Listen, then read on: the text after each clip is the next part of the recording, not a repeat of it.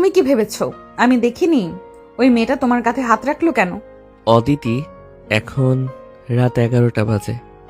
আমার অফিস থেকে ফিরতে দেরি হয়েছে। আমি টায়ার্ড। এখন এসব ফালতু কথা শোনার সময় নেই আমার। নিজের ঘরে যাও। ফালতু কথা? আমার চোখের সামনে অন্য কোনো মেয়ে তোমার গায়ে হাত দেবে আর সেটাকে আমি ফালতু কথা বলে উড়িয়ে দেব? তুমি উত্তর না দিলে আমি আজ নড়বো না এখান থেকে। ও আমার কলিগ। প্রজেক্টের সাকসেস পার্টি ছিল আজ। কংগ্রাচুলেট করতে গিয়ে হয়তো হাত রেখেছে। এটা খুবই স্বাভাবিক একটা বিষয়। তোমার মতো ছোট বাচ্চার এসব বোঝার কথা না। আবার বাচ্চা বললে? আমি 16 বছরে পড়েছি আরাব ভাইয়া, আমি মোটেও বাচ্চা না। আর ওই মেয়ে যদি শুধু কলিগই হয় তাহলে ওর দিকে তাকিয়ে তুমি হাসছিলে কেন? আমাকে তো দেখে কখনো ওইভাবে হাসো না। কারণ তুমি হাসার মতো কোনো কাজ করো না। সারাদিন শুধু ঘ্যান ঘ্যান আর অহেতুক ঝগড়া। যাও ঘুমাতে যাও, কাল তোমার স্কুল আছে। আমি যাব না। আগে বলো, তুমি কি ওকে বিয়ে করবে? মা বলছিল তোমার জন্য নাকি মেয়ে দেখা হচ্ছে। ওই মেয়েটাই কি সে? অদিতি, লিমিট ক্রস করো না। বড়দের বিষয়ে নাক গলাতে এসো না। রুম থেকে বের হও। বেরোবো না। তুমি আমাকে ধমক দিতে পারবে না। আমি তোমাকে ভালোবাসি এটা জানার পরও তুমি কেন এমন করো? Shut up. আর একটা বারো যদি এই ভালোবাসার কথা উচ্চারণ করেছ, আমি কিন্তু আঙ্কেলকে ডাক দেব। এই বয়সের ছেলে মেয়েদের মাথায় এসব ভূত চাপে। ওটা প্রেম ভালোবাসা কিছু না, আবেগের নাম দিয়ে ফাইজলামো হচ্ছে। Get out. আরবের ধমক খেয়ে অদিতির শরীরটা সামান্য কেঁপে উঠল। সে দরজার চৌকাঠ ধরে দাঁড়িয়ে রইল কিছুক্ষণ। তার ফর্সা গাল দুটো রাগে আর অপমানে লাল হয়ে গেছে। বড় বড় মায়াবী চোখ দুটো টলমল করছে পানিতে। আরাফ টায়ার নটটা ঢিলা করতে করতে আয়নার দিকে তাকালো। সে ইচ্ছে করেই আদিত্যের দিকে তাকাচ্ছে না। তাকালেই তার কঠিন খোলসটা ভেঙে যেতে পারে। আদিতি চোখের পানিটা হাতের উল্টো পিঠ দিয়ে মুছে নিল। তারপর কোনো কথা না বলে ধপাস করে দরজাটা লাগিয়ে দিয়ে চলে গেল। দরজার পাশে অতিথির চলে যাওয়ার শব্দ পেতেই আরাফ বসে পড়ল। দু হাতে মাথা চেপে ধরে দীর্ঘশ্বাস ফেলল সে। 29 বছরের পরিপক্ক এক পুরুষ হয়ে 16 বছরের একটা কিশোরীর চোখের জলের কারণ হওয়াটা তার জন্য খুব একটা সুখকর নয়, কিন্তু এছাড়া আর কোনো উপায়ও নেই। সকাল 8টা। ডাইনিং টেবিলে নাস্তার আয়োজন চলছে। আরাবদের আর আদিত্যের বাসা একই কম্পাউন্ডে, পাশাপাশি দুটো ডুপ্লেক্স বাড়ি। মাঝখানে শুধু একটা নিচু দেয়াল। দুই পরিবারের সম্পর্ক আত্মীয়র চেয়েও বেশি। সকালের নাস্তাটা প্রায় একসাথে করা হয়, আজও তার ব্যতিক্রম নয়। কি রে আরাব, তুই তো দেখি কিছুই খাচ্ছিস না। শরীর খারাপ নাকি? না মা, ঠিক আছি।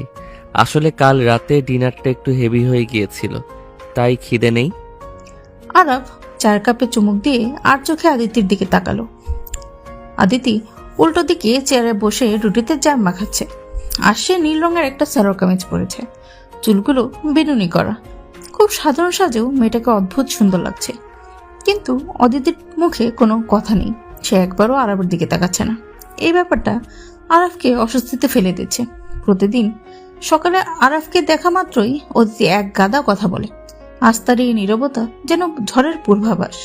অদিতি, তুই যে আজ স্কুলে গেলি না, শরীর খারাপ? ভালো লাগছে না মা। আজ ফার্স্ট পিরিয়ডে ফিজিক্স ক্লাস আছে, স্যারের পড়া শিখিনি, গেলে বকা খাবো। বাহ, পড়া শিখিসনি কেন? সারাদিন তো শুধু ফোনেই থাকিস। আরাফ, তুই একে একটু বকা দে তো বাবা, তোর কথা তো ও খুব শোনে।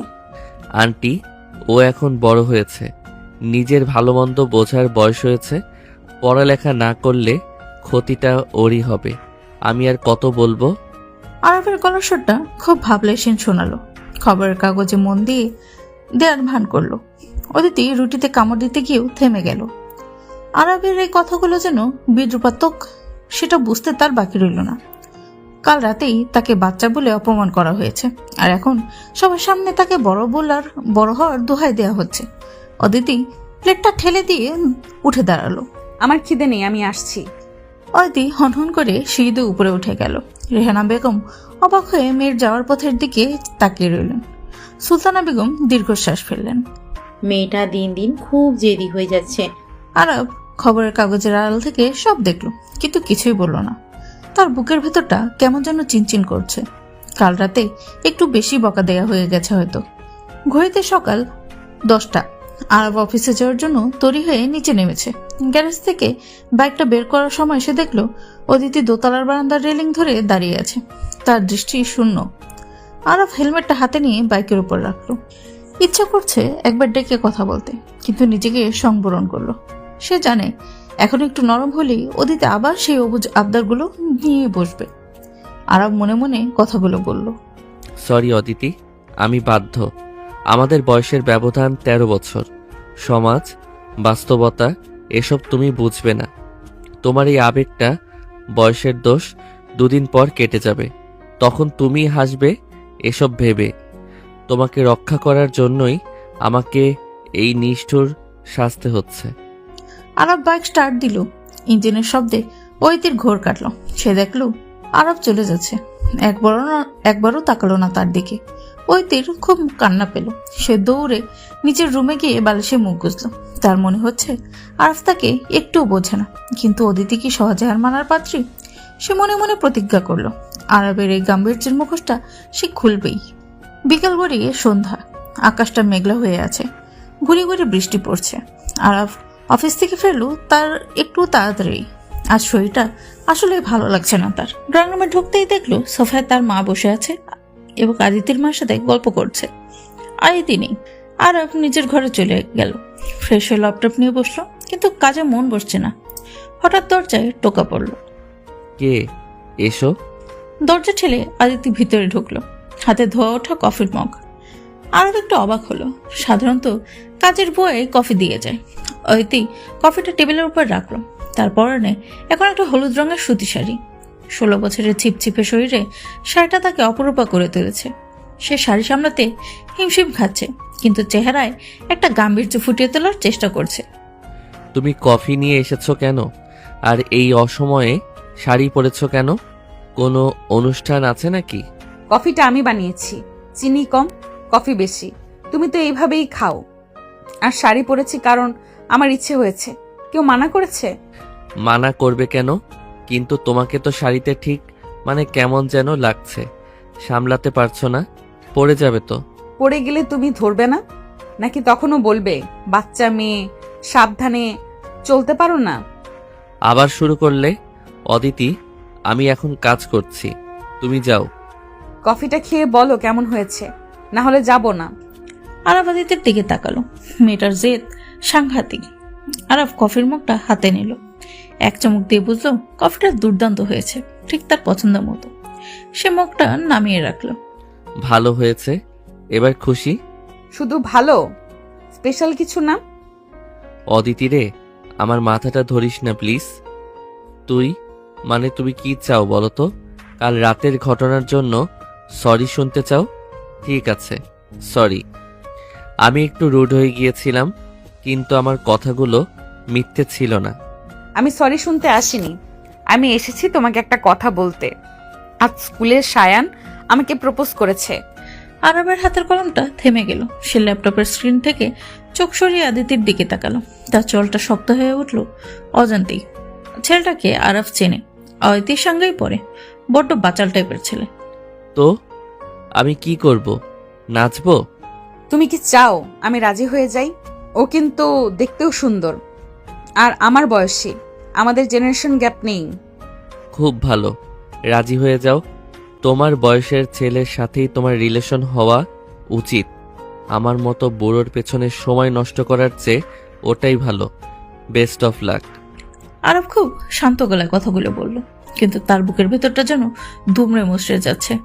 অয়তির পাশে অন্য কোনো ছেলেকে কল্পনা করাও তার জন্য যন্ত্রণাদায়ক। অয়তি আরবের টেবিলের কাছে এগিয়ে এলো। সে ঝুঁকে আরবের চোখের দিকে তাকালো। তুমি মিথ্যে বলছো। তোমার চোখ বলছে তুমি জেলাস। তুমি চাও না আমি সায়ান বা অন্য কারোর হই। তুমি কেন স্বীকার করো না আরব ভাইয়া?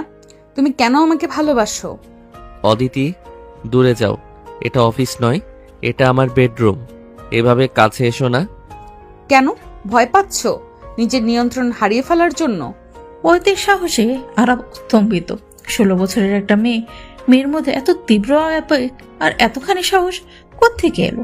আরব চেয়ার ছেড়ে উঠে দাঁড়ালো। অদিতির মুখোমুখি। তাদের মধ্যে দূরত্ব এখন মাত্র কয়েক ইঞ্চি। আরব অদিতির চোখের গভীরতা দেখতে পাচ্ছে। সেই চোখে শুধুই আরবের প্রতিচ্ছবি। বাইরের বৃষ্টির শব্দ বাড়ছে, ঘরের ভেতর পিনপতন নীরবতা। আরবের খুব ইচ্ছা করছে অদিতির ওই অবাধ্য চুলগুলো কানের পিছে গুজে দিতে, কিন্তু হাতটা মুঠো করে পকেটে ঢুকিয়ে নিল সে। অদিতি, তুমি যা ভাবছো তা ভুল। আমার মধ্যে কোনো জেলাসি নেই। আমি তোমার বড় ভাইয়ার মতো। তোমাকে গাইড করা আমার দায়িত্ব। সায়ান ছেলেটা ভালো না, তাই তোমাকে বারণ করছি। অন্য ভালো ছেলে হলে আমি নিজেই আঙ্কেলকে বলতাম। মিথ্যাবাদী, তুমি একটা আস্ত মিথ্যাবাদী। তুমি আমাকে ভালোবাসো, কিন্তু সমাজের ভয়ে সেটা স্বীকার করছো না। 29 বছরের আরাপ 16 বছরের অদিতিকে ভালোবাসতে লজ্জা পায়, তাই না? লোকে কি বলবে সেটাই তোমার কাছে বড়? হ্যাঁ, সেটাই বড়। সমাজকে ইগনোর করে আমরা বাঁচতে পারি না। তোমার বয়স 16, আমার 29। 13 বছরের পার্থক্য। যখন তোমার বয়স 20 হবে, আমার 33। যখন তোমার 30, আমার 43। তুমি এখনো জীবন দেখোনি। এখন তোমার যাকে ভালো লাগছে, দুদিন পর তাকেই তোমার বোরিং লাগবে। আমি চাই না তুমি ভবিষ্যতে আফসোস করো। আর যদি আফসোস না করি, যদি আমি সারা জীবন তোমাকেই চাই? সেটা সম্ভব না। মানুষের মন পরিবর্তনশীল। সবার মন এক না। ঠিক আছে, তুমি যখন মানবেই না, তখন আমিও দেখবো তুমি কতদিন পালাতে পারো। আমি তোমাকে চ্যালেঞ্জ করলাম আরাব ভাইয়া, এই অদিতি ভালোবাসার যদি সত্যি হয়, তবে তুমি নিজেই একদিন আমার কাছে আসবে, আমাকে ভালোবাসতে বাধ্য হবে। কথাগুলো বলে অদিতি এক মুহূর্তও দাঁড়ালো না। শাড়ির আঁচলটা সামলে নিয়ে সে দ্রুত পায়ে ঘর থেকে বেরিয়ে গেল। তার যাওয়ার সময় বাতাসে একটা মিষ্টি পারফিউমের ঘ্রাণ রেখে গেল, যা আরবের খুব পরিচিত। এটা সেই পারফিউম যেটা আরব গত জন্মদিনে আদিতিকে উপহার দিয়েছিল। আরব জানালার কাছে গিয়ে দাঁড়ালো। বৃষ্টির ঝাপটা কাচের জানলায় আছড়ে পড়ছে। তার মনের ভেতরও ঠিক এমনই ঝড় চলছে। সায়ানের কথাটা শুনে তার মাথার রক্ত চড়ে গিয়েছিল। সে জানে আদিতি সায়ানকে পাত্তা দেবে না, তবু ভাবনাটা তাকে অস্থির করে তুলছে। রাতের খাবার টেবিলে অদিতি এলো না। রেহানা বেগম জানালেন অদিতির নাকি মাথা ধরেছে। আরাফ চুপচাপ খেয়ে উঠে গেল। তার মনে হচ্ছে অদিতির না খাওয়ার কারণ সেই। অপরাধবোধ তাকে গ্রাস করছে। সে বারান্দায় গিয়ে দাঁড়ালো। অদিতির ঘরের আলো নিভানো। মেয়েটা কি ঘুমাচ্ছে নাকি অন্ধকারে কাঁদছে? আরাফ পকেট থেকে ফোনটা বের করলো। অদিতির নাম্বার ডায়াল করতে গিয়েও কেটে দিল। কি বলবে সে? আবার কোনো মিথ্যা সান্ত্বনা? পরদিন সকালে আরাফ অফিসে যাওয়ার জন্য তৈরি হচ্ছে। নিচে নেমে দেখলো আমি এসেছি, আমার বন্ধু যারা একসঙ্গে ইউনিভার্সিটি থেকে পড়েছে আর এখন একই অফিসে চাকরি করছে। আরবিকে দেখে আরাফ হাসলো।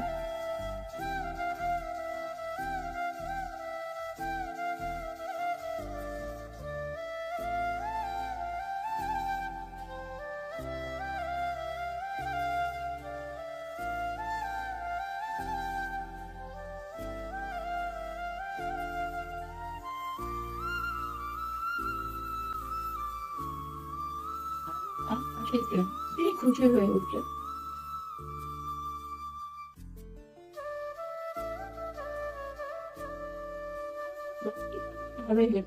অদিতির কাছে কয়েকটা দিন দূরে থাকলে হয়তো মেয়েটার মাথা থেকে ভুট্টা নামবে আর আরবও নিজের মনটাকে একটু সামলাতে পারবে। সে রাজি হয়ে গেল। আধা ঘন্টার মধ্যেই তৈরি হয়ে আরব নিচে নামলো। গাড়িতে ওঠার আগে সে একবার অদিতির বাড়ির দিকে তাকালো। দোতলার জানলায় পর্দাটা একটু নড়লো। আরব বুঝতে পারলো কেউ একজন লুকিয়ে তাকে দেখছে। সে মনে মনে হৃদয় জানিয়ে গাড়িতে উঠলো। একটা স্টার্ট দিয়ে গেট দিয়ে বেরিয়ে গেল। জানালার পর্দার আড়ালে দাঁড়িয়ে ওই চোখের পানি মুছল। সে শুনছে আর 3 দিনের জন্য বাইরে যাচ্ছে, তাকে না বলে না জানিয়ে। সে মনে মনে কথা বলল আরবের সাথে।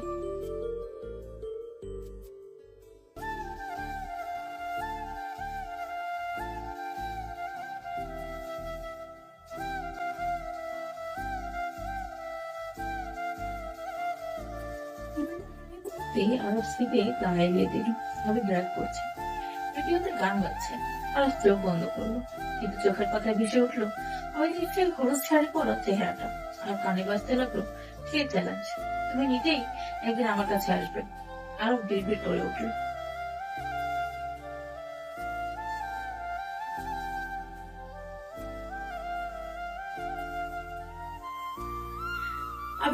হেসে চ্যানেল পাল্টে দিল। কিন্তু আরবের মনের চ্যানেলটা পাল্টানো কি এতই সহজ? 3 দিনের এই দূরত্ব কি তাদের মনের দূরত্ব বাড়াবে, নাকি এই অভাবটা আরো তীব্র করে তুলবে?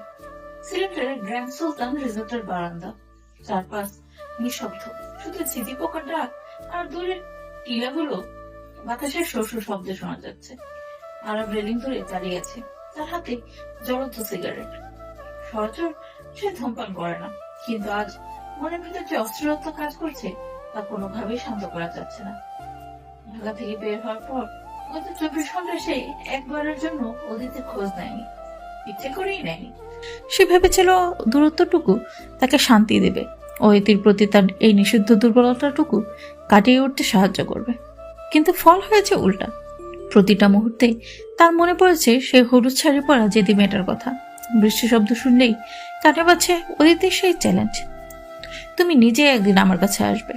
আরব ধোয়া ছাড়লো। ধোয়ার কুণ্ডলের মাঝেও সেজন্য অদিতির মায়াবী চোখ দুটো দেখতে পাচ্ছে। কি রে, এখানে একা দাঁড়িয়ে আছিস যে? ভেতরে চল, সবাই ডিনার করছে, নীরা তোকে খুঁজছে। আমার খিদে নেই আবির, তোরা খেয়ে নে। আর নীরাকে বল আমাকে যেন ডিস্টার্ব না করে, আমার মুড ভালো নেই। মুড ভালো নেই নাকি মন এখানে নেই? সত্যি করে বলতো আরাব, তুই কি কোনো ঝামেলায় আছিস? তোকে দেখে মনে হচ্ছে তুই সিলেটে আছিস ঠিকই, কিন্তু তোর প্রাণটা ঢাকায় পড়ে আছে। বাজে বকিস না, কিসের ঝামেলা থাকবে? আমি জাস্ট টায়ার্ড, অফিসের প্রেশার, সাইট ভিজিট, সব মিলিয়ে ভালো লাগছে না।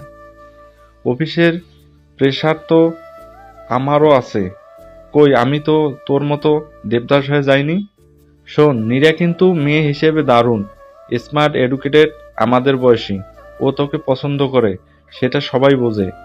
তুই একটু পাত্তাও তো দিতে পারিস, নাকি তোর জীবনে অন্য কেউ আছে? আরব আবিরের দিকে তাকালো।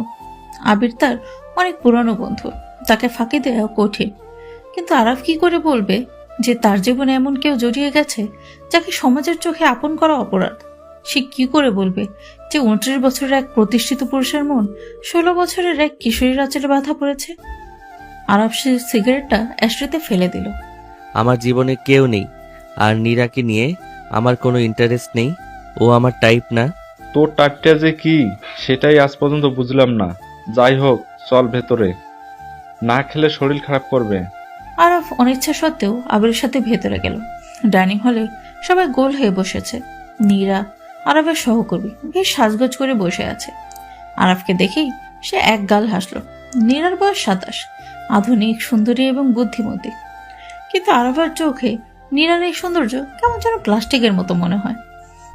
ওই সেই এলোমেলো চুল, কাজলে লেপটে যাওয়া চোখ আর ওই অভিমানী ঠোঁটের কাছে নীরার এই পরিপাটি সাজ কিছুই না। আরব নীরার উল্টো দিকের চেয়ারে বসলো।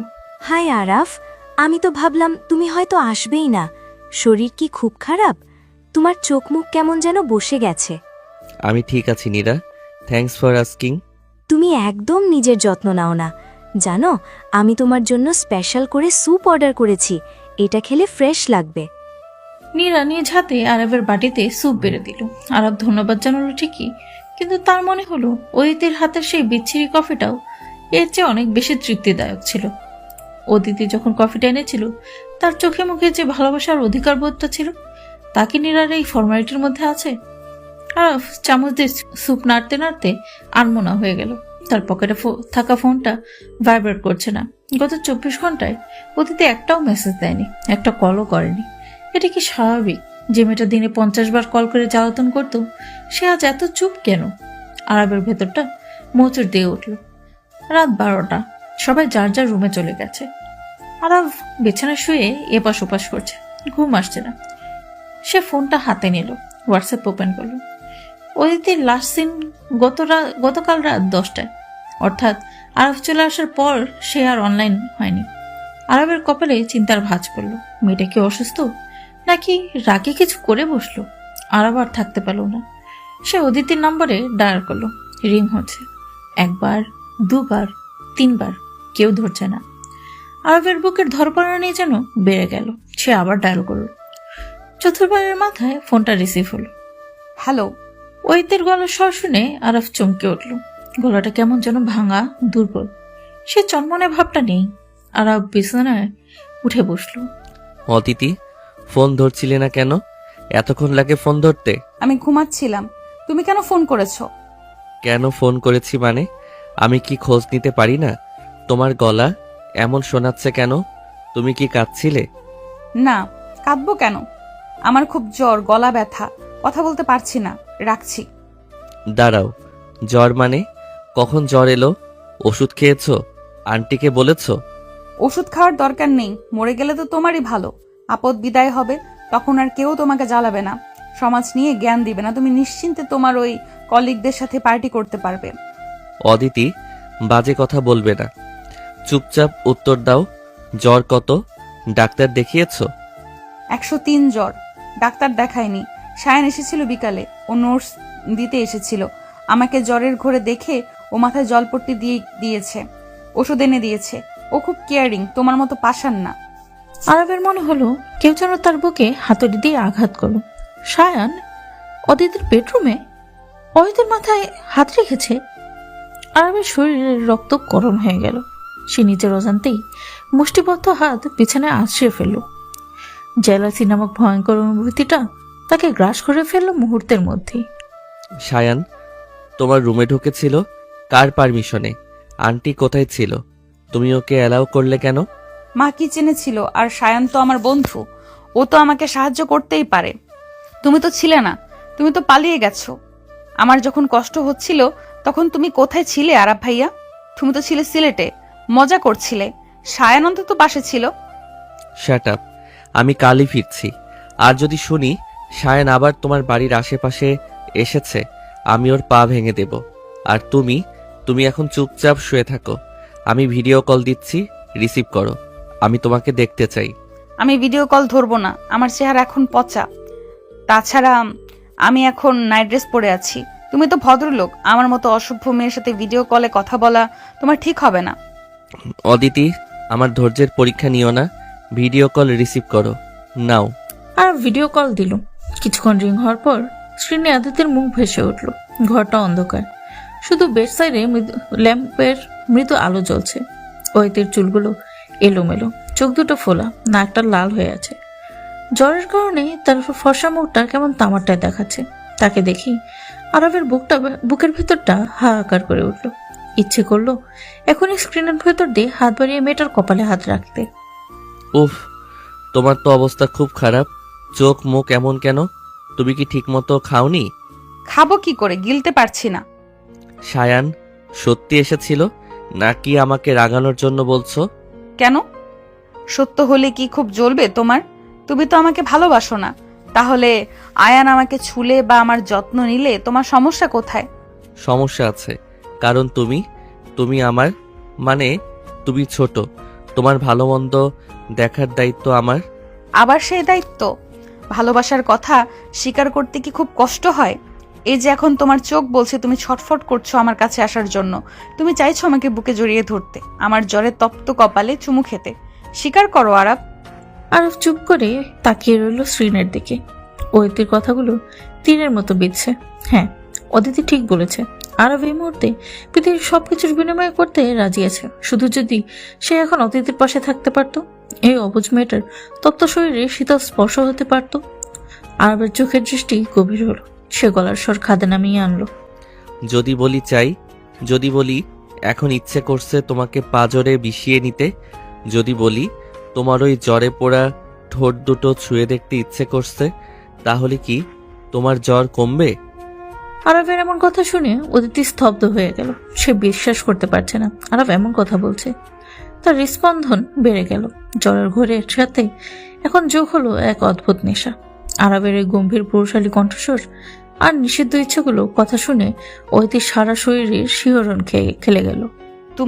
তুমি বলছো নাকি আমাকে সান্ত্বনা দিচ্ছ? আমি মিথ্যে বলি না অদিতি, আমি দূরে আছি বলেই হয়তো সত্যটা বেরিয়ে এলো। শোনো, এখন লক্ষ্মী মেয়ের মতো ঘুমাও। আমি ভোরের ফ্লাইটে আসছি, আর 1 মিনিটও এখানে থাকবো না। তুমি আসবে? সত্যি? আসবো, প্রমিস। ফোনটা পাশে রেখে ঘুমাও, কল কাটবে না। আমি সারা রাত তোমায় দেখব। কিন্তু তোমার ঘুম? তোমাকে এভাবে রেখে আমার ঘুম আসবে না। চোখ বন্ধ করো। অদিতি বাধ্য মেয়ের মতো চোখ বন্ধ করলো।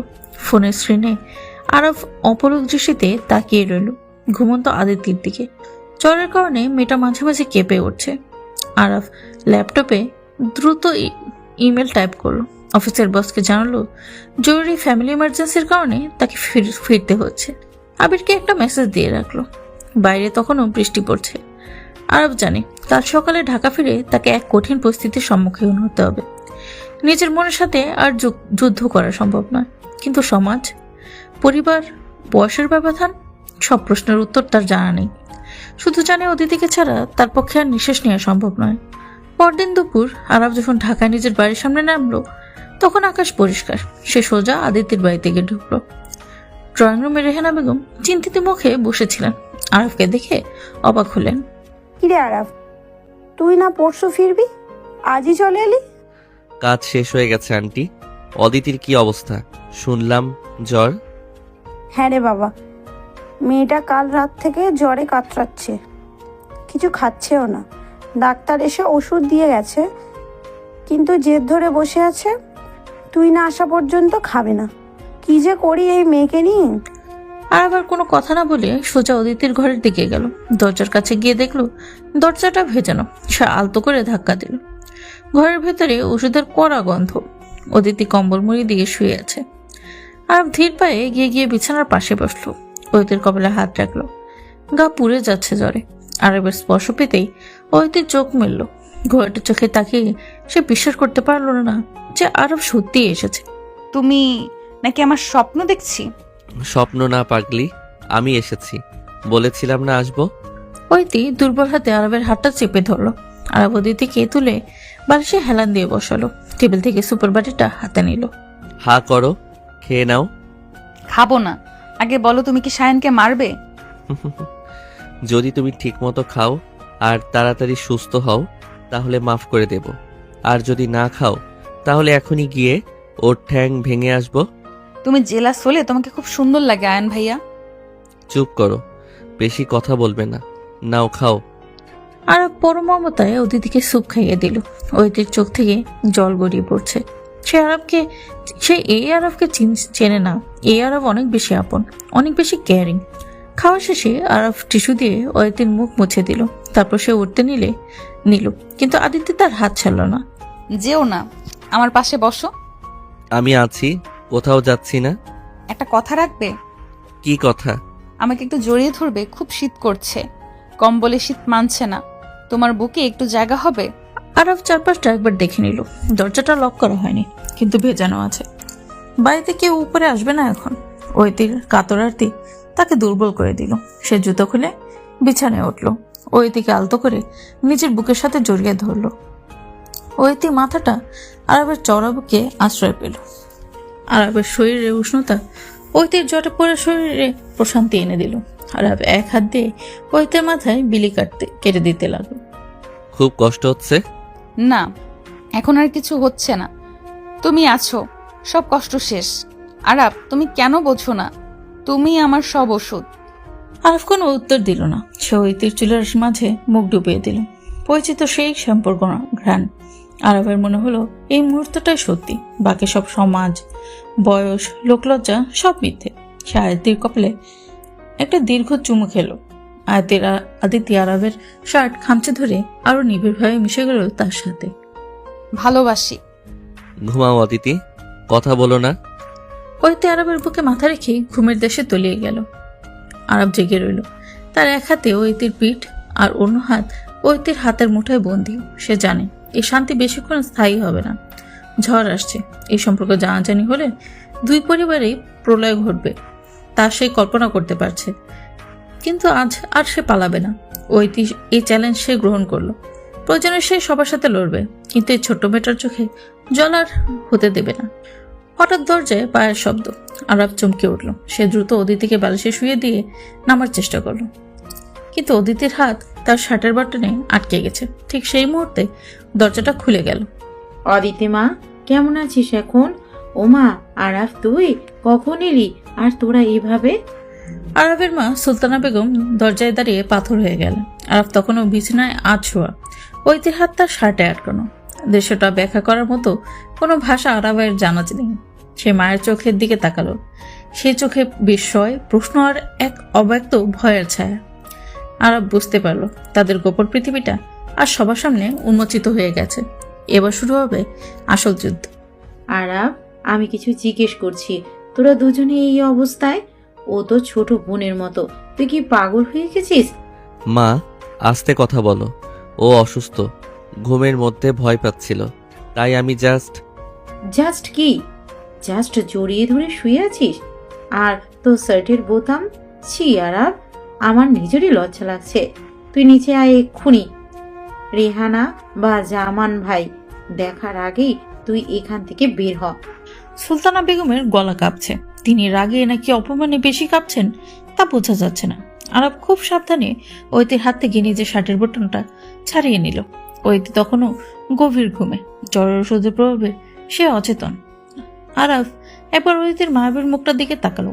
এই মুহূর্তে মেয়েটাকে একা রেখে যেতেও তার মন চাইছে না, কিন্তু মায়ের এই রুদ্রমূর্তি দেখে সে বুঝতে পারলো এখন তর্ক করা মানে পরিস্থিতি আরো খারাপ করা। আরব বিছানা থেকে নেমে জুতো পায়ে দিল। শার্টটা ঠিক করতে করতে সে মায়ের পিছু পিছু ঘর থেকে বেরিয়ে এলো। করিডোরে এসে সুলতানা বেগম একবারও পিছনে তাকালেন না, সোজা নিজেদের ডুপ্লেক্সের দিকে হাঁটলেন। আরব দীর্ঘশ্বাস ফেলে মায়ের অনুসরণ করলো। তারা মনে হচ্ছে সে কোনো অপরাধী যাকে কাঠগড়ায় দাঁড় করানো হচ্ছে। আরবদের ড্রয়িং রুম। সুলতানা বেগম সোফায় বসে আছেন, তার ফর্সা মুখটা রাগে লাল হয়ে আছে। আরব তার সামনে দাঁড়িয়ে, ঘরের ফ্যান ঘুরছে, কিন্তু আরবের কপালে বিন্দু বিন্দু ঘাম। দরজাটা লাগা। মা, তুমি যা ভাবছো তা না। অদিতির 103 ডিগ্রি জ্বর। ও খুব কাঁপুনি দিয়ে জ্বর এসেছিল, তাই আমি শুধু ওকে। থাম তুই, আমাকে বোকা ভাববি না আরাব। আমি তোকে জন্ম দিয়েছি, তোর চোখ আমি চিনি। তুই ওই মেয়েটার দিকে যেভাবে তাকাচ্ছিলি সেটা কোনো ভাইয়ের দৃষ্টি ছিল না, ওটা একটা প্রেমিকের দৃষ্টি ছিল। তুই কি ভুলে গেছিস ওকে? ও জামান ভাইয়ের মেয়ে। জামান ভাই তোর বাবার বন্ধু, আমাদের প্রতিবেশী। আর ওর বয়স কত? 16। ও 10th গ্রেডে পড়ে, আর তুই 29 বছরের একটা ম্যাচিওর ছেলে। তোর কি হিতাহিত জ্ঞানটুকু লোপ পেয়েছে? মা, আমি জানি, আমি সব জানি, কিন্তু ইমোশনের ওপর কি কারো হাত থাকে? আমি তো চাইনি, আমি তো নিজেকে দূরেই রেখেছিলাম। ইমোশন? তুই এটা কি ইমোশন বলছিস? এটা মোহ। একটা কিশোরী মেয়ের প্রতি তোর এই আকর্ষণ জাস্ট একটা নোংরা মোহ। সমাজ জানলে কি বলবে ভেবেছিস? লোকে বলবে আরাব তার বন্ধুর নাবালিকা মেয়েকে ফাঁদে ফেলেছে। আমাদের মান সম্মান ধুলোয় মিশিয়ে দিবি তুই। আমি কোনো ফাঁদে ফেলিনি মা। অদিতি আমাকে ভালোবাসে, আর আমি ওকে ইগনোর করতে চেয়েছি, কিন্তু পারিনি। ভালোবাসে? 16 বছরের একটা মেয়ে ভালোবাসার কি বোঝে? দুদিন পর ওর হরমোন চেঞ্জ হবে, ও অন্য কাউকে ভালোবাসবে, তখন তুই কি করবি? দেবদাস হয়ে ঘুরবি? শোন আরাব, আমি আজ শেষবারের মতো বলছি, এই নোংরামি এখানেই বন্ধ কর। রেহানা বা জামান ভাই যদি ঘুণাক্ষরেও টের পায়, তাহলে আমাদের দুই পরিবারের সম্পর্ক শেষ হয়ে যাবে। তুই এখন থেকে অদিতির ছোঁয়াও মানাবি না, আর আমি তোর বাবার সাথে কথা বলে তোর বিয়ের ব্যবস্থা করছি, খুব দ্রুত। বিয়ের কথা শুনে আরব চমকে উঠল। সে মায়ের দিকে তাকালো। সুলতানা বেগম যে এতটা কঠোর হতে পারেন তা আরবের জানা ছিল না। আরব কিছু বলতে গেল, কিন্তু তার আগেই সুলতানা বেগম হাত তুলে তাকে থামিয়ে দিয়ে নিজের ঘরে চলে গেলেন। দরম করে দরজা বন্ধ হওয়ার শব্দে পুরো বাড়িটা কেঁপে উঠল। আরব সোফায় বসে পড়ল, দুহাতে মুখ ঢাকলো সে। তার মস্তিষ্কে এখন ঝড় চলছে। একদিকে অদিতির প্রতি তীব্র ভালোবাসা, অন্যদিকে মায়ের চূড়ান্ত আলটিমেটাম। কিন্তু অদ্ভুত ব্যাপার হলো, এত অপমানের পরেও আরবের মনের ভেতরে অদিতির জন্য যে টানটা আছে সেটা একটুও কমছে না, বরং বাধার সম্মুখীন হয়ে সেটা যেন আরো বিদ্রোহী হয়ে উঠছে। রাত গভীর, বাইরে ঝুম বৃষ্টি শুরু হয়েছে। আরব নিজের অন্ধকার ঘরের জানালার পাশে দাঁড়িয়ে, তার হাতে ফোন। সে অদিতির নাম্বার দিকে তাকিয়েছে। মা বারণ করেছে যোগাযোগ করতে, কিন্তু মন মানছে না। মেয়েটার জ্বর কি কমেছে? সে কি কিছু খেয়েছে? আর আবার থাকতে পারলো না। সে মেসেজে লিখল, এখন কেমন আছো? কিন্তু সেন্ড বাটনে চাপ দিতে গিয়েও থেমে গেল। যদি অদিতির মা ফোনটা দেখে। হঠাৎ আরবের ব্যালকনিতে একটা শব্দ হলো। মনে হলো কেউ একটা ঢিল ছুড়ল। আরব সচকিত হয়ে উঠল। তাদের আর অদিতিদের ব্যালকনি বেশ কাছাকাছি, মাঝখানে শুধু 3-4 ফুটের দূরত্ব। আর স্লাইডিং ডোরটা সরালো, বৃষ্টির ঝাপটা এসে মুখে লাগলো। অন্ধকারে সে দেখল উল্টার দিকের ব্যালকনিতে একটা ছায়ামূর্তি দাঁড়িয়ে, অদিতি। তার গায়ে একটা পাতলা শাল জড়ানো, চুলগুলো বাতাসে উড়ছে। জ্বরের দুর্বলতা নিয়ে সে রেলিং ধরে দাঁড়িয়ে আছে। আরবকে দেখেই সে হাত নাড়ালো। আরব ডানে বামে তাকালো, কেউ নেই। সে ইশারা করলো আদিতিকে ভেতরে যেতে, কিন্তু আদিতি জেদ ধরে দাঁড়িয়ে রইল। আরব বুঝতে পারলো এই পাগল মেয়ে বৃষ্টিতে ভিজে নিউমোনিয়া বাঁধাবে। সে দ্রুত নিজের রুম থেকে বেরিয়ে ছাদে গিয়ে আর আদিতিদের ছাদের দিকে গেল। 2 ছাদের মাঝখানে দেয়ালটা নিচু। আরব এক লাফে সেটা পার হয়ে আদিতির ব্যালকনির কাছে নেমে এলো। তুমি আসবে জানতাম। ওইদের গলার স্বরটা খুব খিনখিনে শোনালো। আরব কাছে গিয়ে দেখলো মেয়েটা কাঁপছে। সে দ্রুত ওইতির হাত ধরে তাকে ঘরের ভিতরে নিয়ে এলো এবং ব্যালকনির দরজাটা লাগিয়ে দিল। ঘরের ভেতরে মৃদু আলো। আরব অদিতির দিকে তাকাতেই তার বুকের ভেতরটা ধক করে উঠল। জ্বরের কারণে ওইতির ফর্সা গাল দুটো আপেলের মতো লাল হয়ে আছে, ঠোঁট দুটো শুকনো, কিন্তু চোখ দুটোতে অদ্ভুত এক নেশা। তুমি পাগল হলে অদিতি? এই জ্বরের মধ্যে বৃষ্টিতে ভিজছ কেন? আর আমাকে এভাবে ডাকলে কেন? মা দেখে ফেললে কেলেঙ্কারি হয়ে যেত। মা দেখুক, সবাই দেখুক, আমার কিছু যায় আসে না। আমি ঘুম থেকে উঠে দেখলাম তুমি নেই। কেন চলে গেলে? আমাকে কথা দিয়েছিলে পাশে থাকবে। মা এসেছিল, মা আমাদের দেখে ফেলেছে। ও, তাই পালিয়ে গেলে চোরদের মতো? আমি পালাইনি, পরিস্থিতি সামলাতে হয়েছে। মা খুব রেগে আছে, আমাদের মেলামেশা মা মেনে নেবে না। তোমাকে সাবধান হতে হবে। আমি সাবধান হতে চাই না, আমি শুধু তোমাকে চাই। তুমি কাছে এসো। অদিতি আরবের শার্টের কলার ধরে তাকে নিজের কাছে টানলো। আরব বাধা দিতে চাইল, কিন্তু অদিতির স্পর্শে তার সব প্রতিরোধ ভেঙে চুরমার হয়ে গেল। 16 বছরের একটা মেয়ের গায়ে এত শক্তি কোত্থেকে এলো কে জানে। আরব অদিতির খুব কাছে চলে এলো। তাদের দুজনের নিঃশ্বাস একে অপরের মুখে লাগছে। অদিতির জ্বরের তপ্ত নিঃশ্বাস আরবের ঠোঁট ছুঁয়ে যাচ্ছে। অদিতি প্লিজ, তোমার শরীর খারাপ, রেস্ট নাও। আমার ওষুধ তুমি। আমাকে আদর করো আয়ন ভাইয়া। আমাকে বুঝিয়ে দাও যে তুমি শুধু আমার। অদিতির আহ্বানে আরবের সংযমের বাঁধ পুরোপুরি ভেঙে গেল। সে 2 হাতে অদিতির মুখটা ধরলো, তারপর নিজের তৃষ্ণার্ত ঠোঁট দুটো নামিয়ে আনলো অদিতির ঠোঁটের উপর। প্রথমে খুব আলতো করে, যেন কোনো কাচের পুতুলকে স্পর্শ করছে। অদিতি আরবের গলা জড়িয়ে ধরলো। সে তার অনভিজ্ঞ ঠোঁট দিয়ে আরবের চুমুর সাড়া দিতে লাগলো। আরব অনুভব করলো অদিতির শরীরের উষ্ণতা, জ্বরের তাপ আর ভালোবাসার উত্তাপ মিলেমিশে একাকার হয়ে গেছে।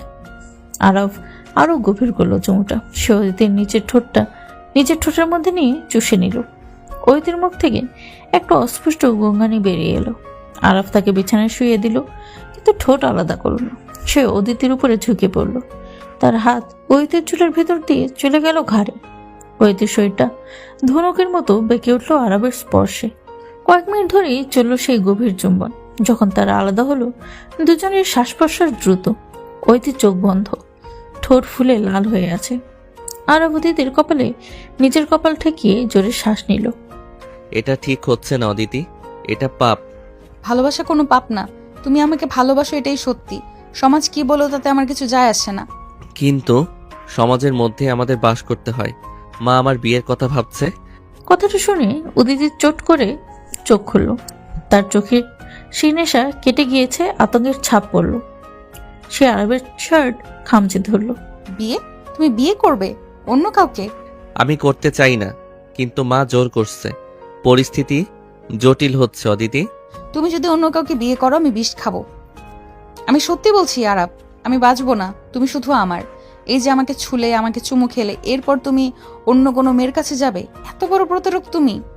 শান্ত হও, আমি কোথাও যাচ্ছি না। আমি শুধু পরিস্থিতির কথা বলছি। আমাকে সময় দাও, আমাকে ভাবতে দাও। ভাবার সময় নেই, তোমাকে এখনই সিদ্ধান্ত নিতে হবে।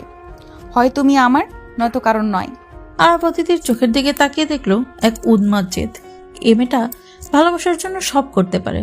আরব অদিতিকে বুকে জড়িয়ে ধরলো। তার মনে হলো সে এক গভীর খাদে পড়ে যাচ্ছে, কিন্তু এই খাদে পড়ার মধ্যেও এক অদ্ভুত সুখ আছে।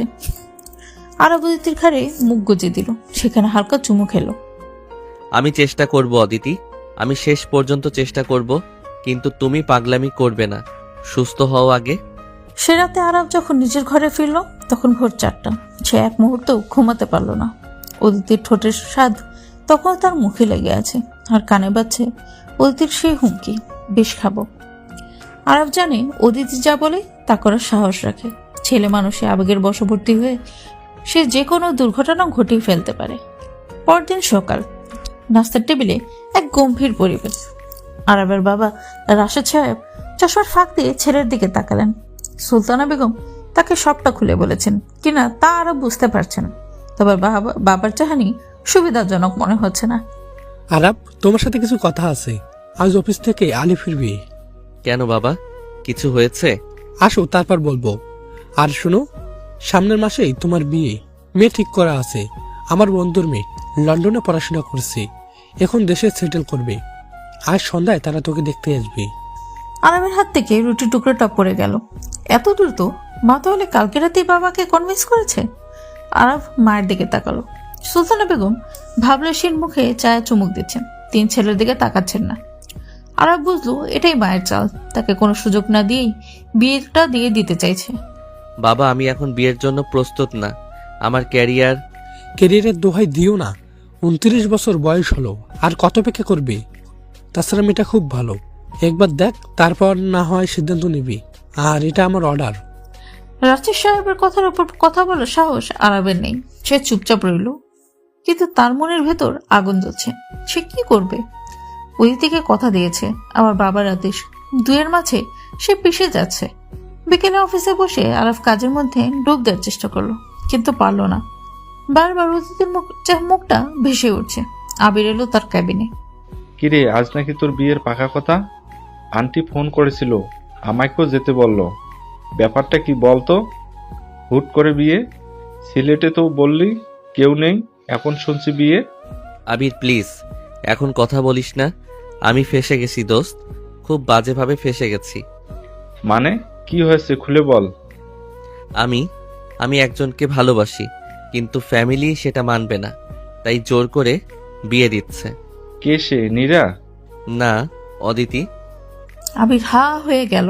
সে কয়েক সেকেন্ড কথা বলতে পারলো না। বিস্ময়ে তার চোখ বড় বড় হয়ে গেল। অদিতি? তোর পাশের বাসায় ওই পিসি মেয়েটা?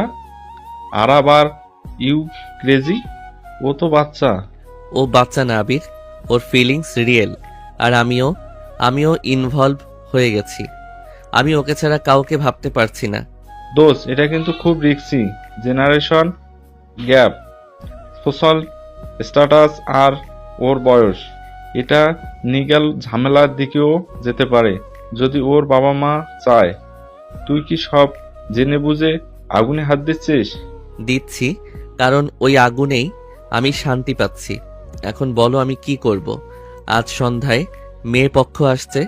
দেখ, তুই যদি সিরিয়াস হস তাহলে তোকে আজই কিছু একটা করতে হবে। বিয়ের কথা একবার পাকা হয়ে গেলে বের হওয়া কঠিন। তুই আঙ্কেলকে সরাসরি বলবি। বাবাকে বলা মানে অদিতিদের ফ্যামিলিকে অপমান করা। বাবা এটা মানবে না, আমাকে অন্য কোনো পথ বের করতে হবে। সন্ধ্যা 7টা। আরাবদের বাড়িটা আলোয় ঝলমল করছে। অতিথি এসেছে, মেয়ে পক্ষ। মেয়েটির নাম রিমঝিম, বেশ সুন্দরী, স্মার্ট। সে সোফায় বসে আছে, সুলতানা বেগমের সাথে বসে গল্প করছে। আরাব পাঞ্জাবি পরে এক কোণে বসে আছে। তার মনে হচ্ছে সে নিজের ফাঁসির মঞ্চে বসে আছে। হঠাৎ কলিং বেল বেজে উঠল। কাজের মেয়ে দরজা খুলল। দরজায় দাঁড়িয়ে অদিতি। অদিতির পরনে এক টকটকে লাল শাড়ি। জ্বর কমেনি, কিন্তু সে খুব যত্ন করে সেরেছে। কপালে লাল টিপ, ঠোঁটে গাঢ় লিপস্টিক। তাকে দেখেছে কোনো অবদেবীর মতো সুন্দর। সবাই অবাক হয়ে তাকালো। অদিতির আসার কথা ছিল না। সুলতানা বেগম ভ্রু কুচকে তাকালেন।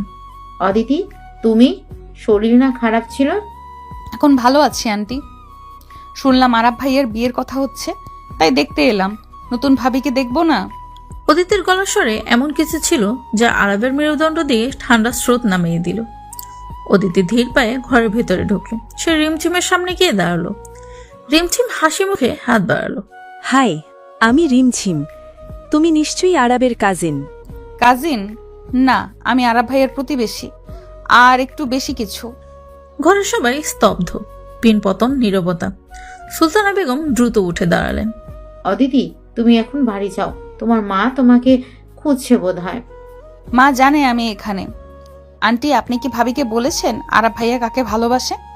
বোমা ফাটালো আদিতি। রাশেদ সাহেব চমকে তাকালেন। রিমঝিমের হাসি মিলিয়ে গেল। আরব উঠে দাঁড়ালো। সে বুঝতে পারছে পরিস্থিতি নিয়ন্ত্রণের বাইরে চলে গেছে। ওইতে আজ কিছু একটা ঘটাবে। আরব দ্রুত এগিয়ে গেল, গিয়ে আদিতির হাত ধরল। অদিতি চলো, তোমাকে বাড়ি দিয়ে আসি। তুমি জ্বরের ঘোরে আবল তাবল বকছো। আমি আবল তাবল বকছি না। তুমি কেন ভয় পাচ্ছ আরাব? সত্যিটা বলো। এই মেয়েকে বলো যে গত রাতে তুমি আমাকে কি বলেছো। বলো যে তুমি আমাকে ভালোবাসো। ভালোবাসা শব্দটা ড্রয়িং রুমের দেয়ালে প্রতিধ্বনিত হলো। রিমঝিম অবাক হয়ে আরবের দিকে তাকালো। রাশেদ সাহেবের মুখটা কালো হয়ে গেল। সুলতানা বেগম রাগে কাঁপছে। ওইতে আরবের চোখের দিকে তাকিয়ে আছে।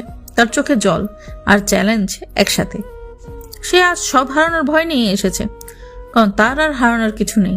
আরব দেখলো ওইতির এই বেপরা রূপ। 16 বছরের এই মেয়েটা আজ একা পুরো পৃথিবীর বিরুদ্ধে দাঁড়িয়েছে শুধু তার ভালোবাসার জন্য। আরব কি আজও চুপ থাকবে? আরব একটা দীর্ঘশ্বাস ফেলল। বাবা মা, রিমঝিম সরি, অদিতি সত্যি বলছে। আরবের স্বীকারোক্তিতে যেন বাজ পড়ল। সুলতানা বেগম ধপ করে সোফায় বসে পড়লেন। আরাব, বাবার গর্জন ভেসে এলো, কিন্তু আরব তখন ওইতের হাতটা শক্ত করে ধরেছে। সে আর ছাড়বে না। এই নরম হাতটা ধরে সে আর যুদ্ধের ঘোষণা দিল। আরবের স্বীকারোক্তির পর ড্রয়িং রুমের বাতাস যেন ভারী হয়ে উঠল। পিনপতন নীরবতা ভেঙে হঠাৎ একটা চটার শব্দ হলো। রাশেদ সাহেব নিজের জায়গা থেকে সরে এসে আরবের গালে সজোরে একটা থাপ্পড় বসালেন। আঘাতটা এতটাই আকস্মিক ছিল যে আরব টাল সামলাতে না পেরে কয়েক কদম পিছিয়ে গেল। তার গালের একপাশ লাল হয়ে ফুলে উঠল মুহূর্তের মধ্যেই। ওইতি ভয়ে চিৎকার করে উঠল, কিন্তু তার মুখ দিয়ে কোনো শব্দ বের হলো না। রিমঝিম আর তার বাবা মা হতভম্ব হয়ে দাঁড়িয়ে আছেন। এমন অপমানজনক পরিস্থিতির জন্য তারা মোটেও প্রস্তুত ছিলেন না। রিমঝিমের বাবা রাগে গজগজ করতে করতে উঠে দাঁড়ালেন।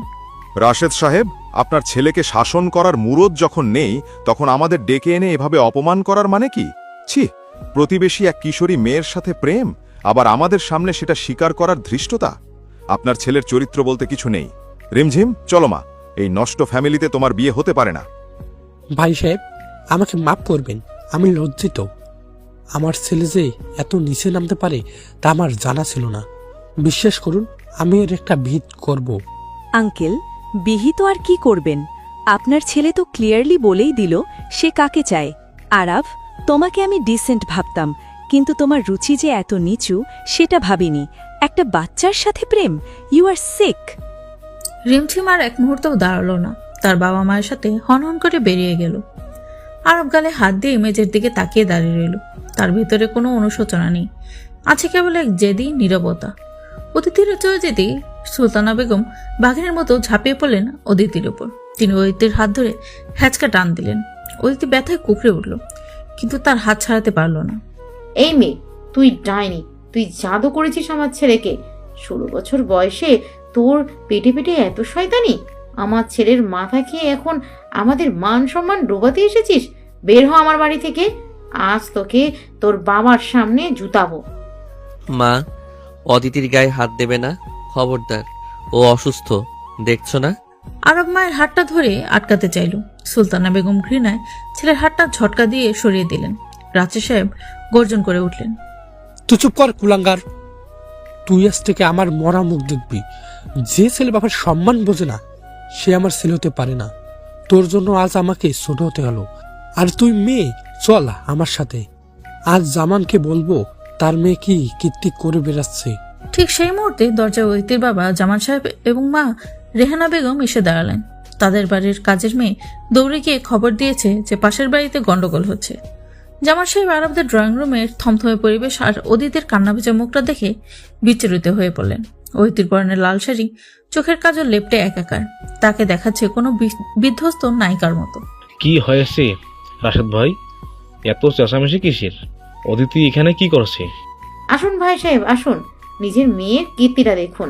আমরা ভেবেছিলাম আপনার মেয়েটা লক্ষ্মী, কিন্তু তলে তলে যে সে আমার 29 বছরের ছেলের মাথা চিবিয়ে খাবে তাও বুঝিনি। আপনার মেয়ে আমার ছেলের সাথে প্রেম করছে, তাও আবার আমাদের নাকের ডগা দিয়ে। আজ আমার ছেলের বিয়ের সম্বন্ধ ভেঙে দিল আপনার এই গুণধর্মে। কি বলবো ভাবি, অদিতি প্রেম করছে আরাবের সাথে। আরাব তো ওর বড় ভাইয়ের মতো। আরাব ভাইয়া আমার ভাই না মা, আমি আরাবকে ভালোবাসি আর আরাবও আমাকে ভালোবাসে, এটা কোনো পাপ না। ঐতির মুখে এমন কথা শুনে রেহানা বেগম নিজের কানকে বিশ্বাস করতে পারলেন না। তিনি ছুটে গিয়ে ঐতির গালে সজোরে চড় মারলেন। ঐতির মাথাটা ঘুরে গেল। সে পড়ে যেতে ধরলে আরব দৌড়ে গিয়ে তাকে ধরে ফেলল। আরব ওদের দিকে নিজের বুকের সাথে আগলে রাখলো, যেন পৃথিবীর সমস্ত আঘাত থেকে সেই মেয়েটিকে রক্ষা করবে। আন্টি ওকে মারবেন না, দোষ যদি থাকে আমার আছে, আমি ওকে ফিরিয়ে দিতে পারিনি, আমি ওকে ভালোবাসি। আরাব, তোমাকে আমি নিজের ছেলের মতো দেখতাম, আর তুমি আমার বিশ্বাসের এই প্রতিদান দিলে। ও বাচ্চা মেয়ে, অবুঝ, কিন্তু তুমি তো ম্যাচিওর। তুমি কি করে পারলে ওর সর্বনাশ করতে? সি আরাব, আজ থেকে আমাদের দুই পরিবারের সম্পর্ক শেষ। আঙ্কেল, আমি কোনো সর্বনাশ করিনি, আমি ওকে সম্মান করি, ভালোবাসি। আমি জানি ওর বয়স কম, তাই তো আমি অপেক্ষা করতে চেয়েছিলাম, কিন্তু পরিস্থিতি আজ আমাকে বাধ্য করেছে মুখ খুলতে। আমি অদিতিকে বিয়ে করব। বিয়ে করবি? তোর এই সাহস? এই মেয়েকে বিয়ে করলে আমি তোকে ত্যায্য করব। আমার সম্পত্তির কানাকড়িও তুই পাবি না। এই বাড়ি থেকে তোকে বেরিয়ে যেতে হবে। আমি রাজি, অদিতিকে পেলে আমার আর কিছু লাগবে না। আরবের এই সিদ্ধান্তে সবাই স্তব্ধ হয়ে গেল। জামান সাহেব রাগে কাঁপতে কাঁপতে এগিয়ে এলেন। তিনি আরবের হাত থেকে ঐতিকে এক প্রকার ছিনিয়ে নিলেন। অদিতি আরবের শার্ট খামচে ধরে রেখেছিল, কিন্তু বাবার শক্তির কাছে সে টিকতে পারল না। জামান সাহেব অদিতিকে টানতে টানতে দরজার দিকে নিয়ে গেলেন। আরাব, আমাকে যেতে দিও না, ওরা আমাকে মেরে ফেলবে। আরাব। ঐতির আর্তনাদে আরবের বুকটা ফেটে যাচ্ছে। সে এগোতে চাইল, কিন্তু রাশেদ সাহেব পথ আটকে দাঁড়ালেন। ঐতিকে তার বাবা মা জোর করে তাদের বাড়িতে নিয়ে গেলেন। দূর থেকে ঐতির কান্নার শব্দ ভেসে আসছে। আরা পাথরের মতো দাঁড়িয়ে রইল। সুলতানা বেগম সোফায় বসে কপাল চাপড়াতে লাগলেন। রাশেদ সাহেব আঙ্গুল উঁচিয়ে আরাফকে শাসালেন। কাল সকালের মধ্যে তুই এই বাড়ি ছাড়বি। যে ছেলে আমার মুখে চুনকালি দিচ্ছে তার জায়গা আমার বাড়িতে নেই। আর শোন, জামান আমার বন্ধু, ওর মেয়ের দিকে যদি আর একবারও হাত বাড়াস আমি পুলিশে দেব তোকে। তখন বুঝবি মাইনর মেয়ের সাথে প্রেম করার মজা। আরাফ কোনো উত্তর দিল না। সে ধীর পায়ে সিঁড়ি বেয়ে নিজের ঘরে চলে গেল। ঘরে ঢুকে দরজাটা বন্ধ করতেই তার দম বন্ধ হয়ে এলো। ঐতি সেই আর্তনাদ তার কানে বাজছে, আমাকে যেতে দিও না। আরাফ ব্যালকনিতে গেল।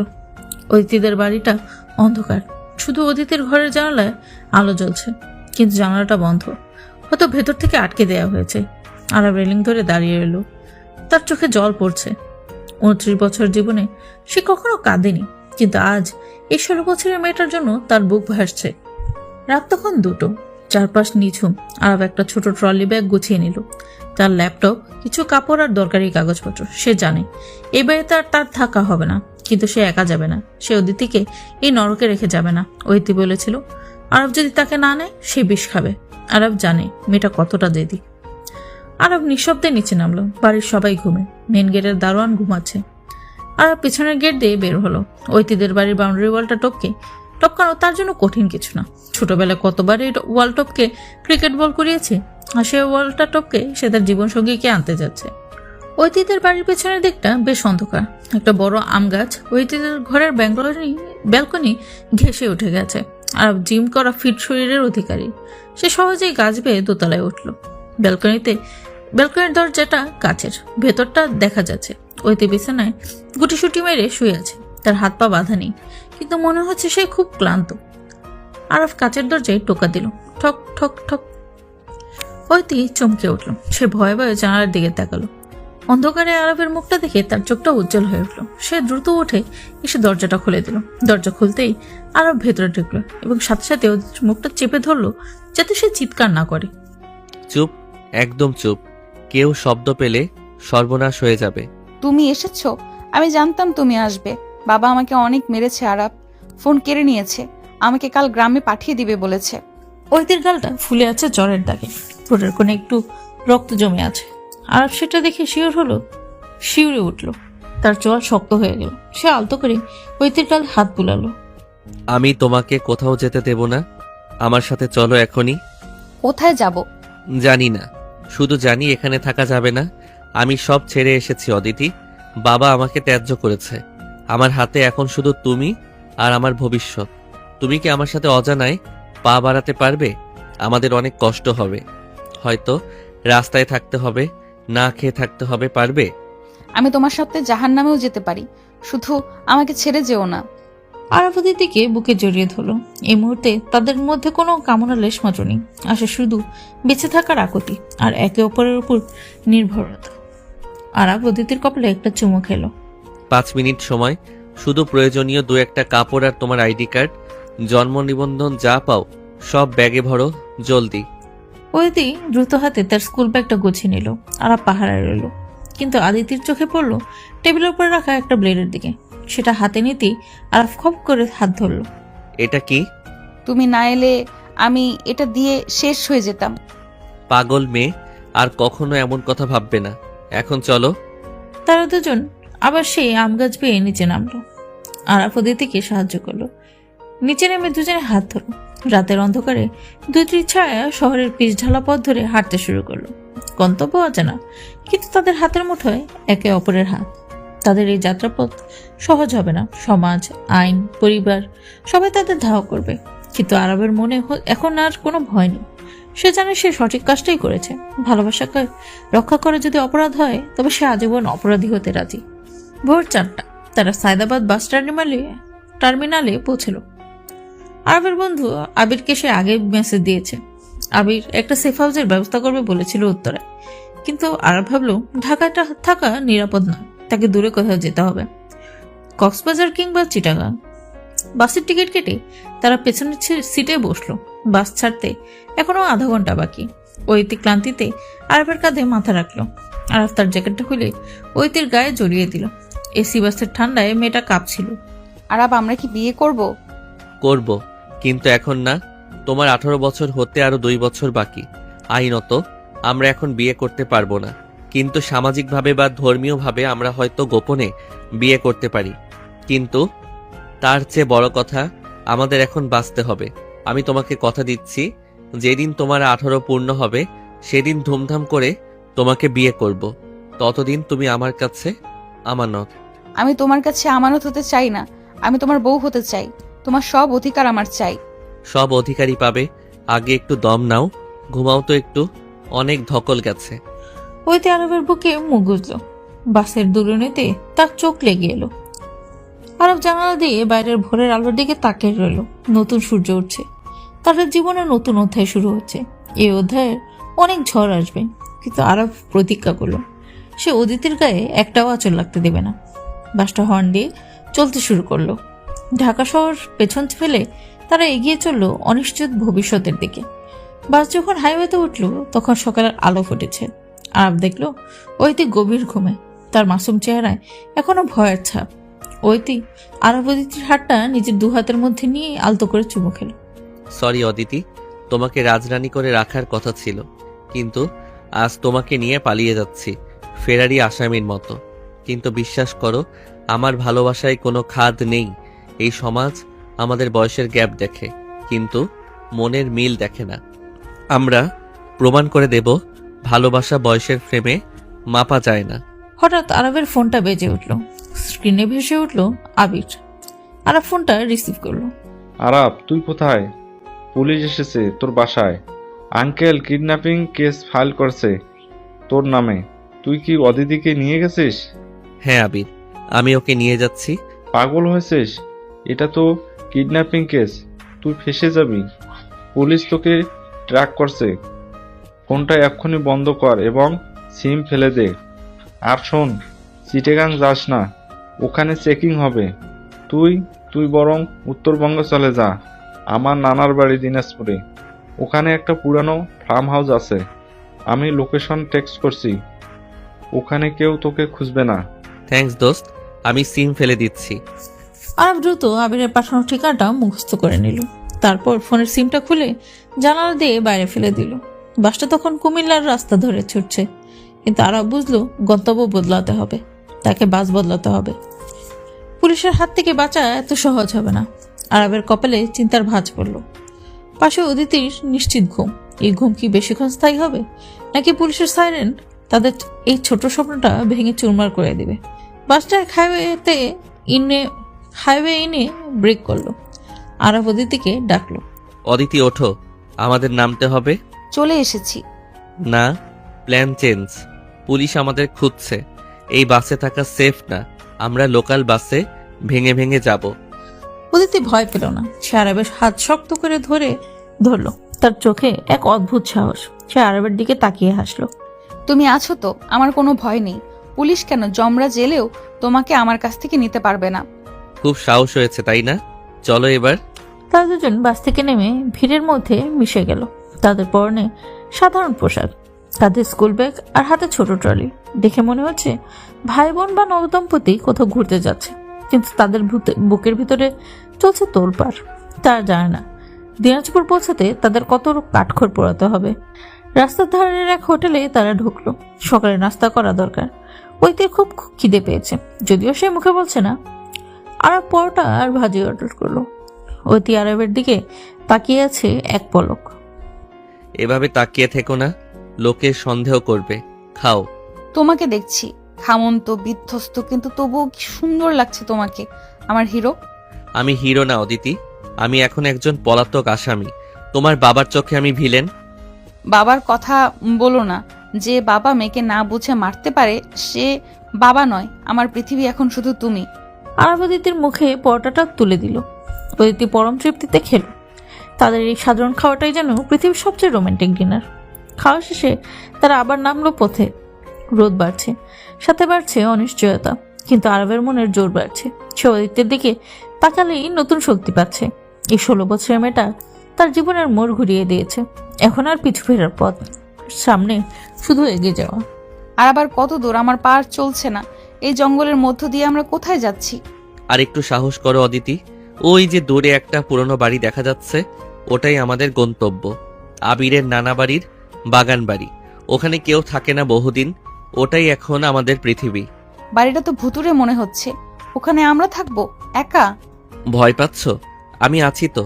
বাঘ ভাল্লুক না থাকলেও পোকামাকড় থাকতে পারে, তবে পুলিশের চেয়ে ওরা অনেক বেশি নিরাপদ। এসো, আমার হাতটা ধরো শক্ত করে। সন্ধ্যা ঘনিয়ে আসছে। দিনাজপুরের এই প্রান্তিক গ্রামটা একদম নির্জন। চারপাশ বিশাল লিচু আর আম বাগান দিয়ে ঘেরা। মাঝখানে জড়ার জন্য একটা দোতলা দালান। ইটের পলেস্তারা খসে পড়েছে, জানালার কাঠগুলো নড়বড়ে। আর পকেট থেকে টর্চ বের করে পথ দেখালো।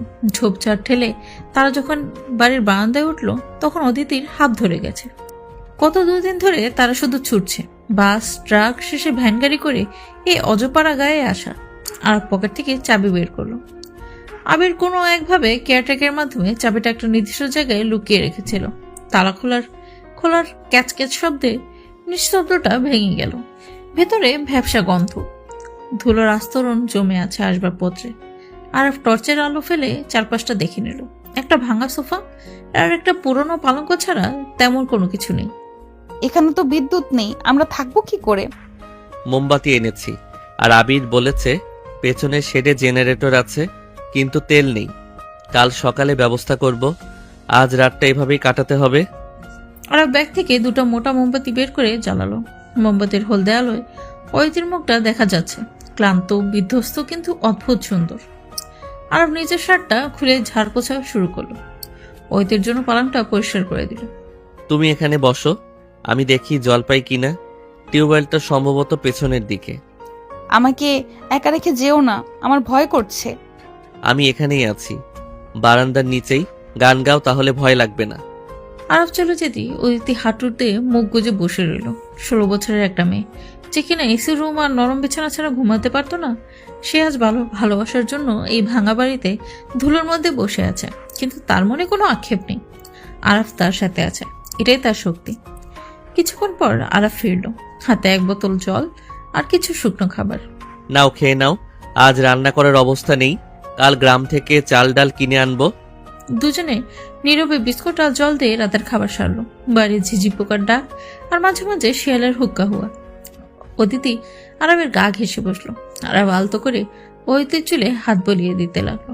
আর আমরা কি সারা জীবন এভাবেই পালিয়ে বেড়াবো? না, আবির লয়ারের সাথে কথা বলছে, কিন্তু পরিস্থিতি ঠান্ডা হতে সময় লাগবে। ততদিন আমাদের এখানেই থাকতে হবে, সবার চোখের আড়ালে।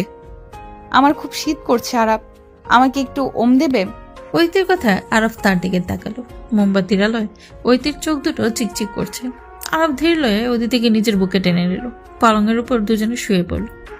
আরবের এক হাত ঐতির মাথার নিচে, অন্য হাত অদিতির কোমরে। বাইরের নির্জনতা আর ঘরের ভেতরে এই নিবিড় উষ্ণতা সব মিলিয়ে এক মায়াবী পরিবেশ তৈরি করলো। দিন গড়িয়ে রাত, রাত গড়িয়ে দিন, এভাবেই কেটে গেল 15 দিন। ভাঙা বাড়িটা এখন অনেকটা গোছালো। আরব বাজার করে স্টোভ, হাঁড়ি পাতিল কিনে এনেছে। অদিতি রান্না শেখার চেষ্টা করছে। কখনো ভাত পুড়ে যাচ্ছে, কখনো ডালে লবণ বেশি হচ্ছে। আরব মুখ বুজে সব খেয়ে নিচ্ছে, উল্টো অদিতি রান্নার প্রশংসাই করছে। তাদের এই ছোট্ট সংসারে অভাব আছে, কিন্তু ভালোবাসার কমতি নেই।